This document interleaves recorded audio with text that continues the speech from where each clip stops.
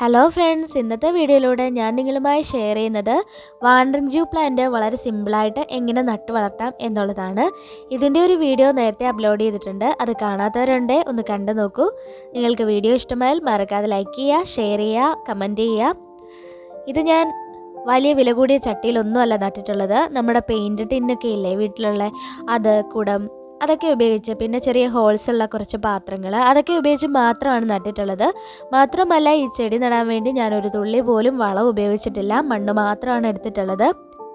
ഗാർഡനിലെ സുന്ദരി കുട്ടിയായ, സുന്ദരി റാണിയായ ഈ പ്ലാന്റിനെ നടുന്ന വിധം അറിയാത്തത് കൊണ്ട് തന്നെ പലരും കുപ്പയിലേക്ക് പറിച്ചു കളയാണ് ചെയ്യുന്നത്.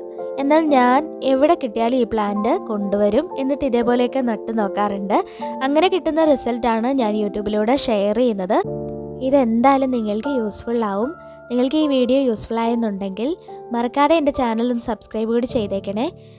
ഇപ്പോൾ ഞാൻ ഒരു കുടം എടുത്തിട്ടുണ്ട്. കുടം ഇതിൻ്റെ തൊട്ട് താഴെയായി വെറുതെ ഒരു ഭംഗിക്കായിട്ട് വെച്ചിട്ടുള്ളതാണ്. അതിൻ്റെ മുകളിലായിട്ടൊരു ഹോളുള്ള പാത്രമാണ് വെച്ചിട്ടുള്ളത്.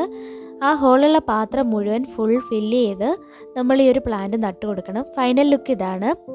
ഇതേപോലെ എല്ലാവർക്കും നടാവുന്നതാണ്.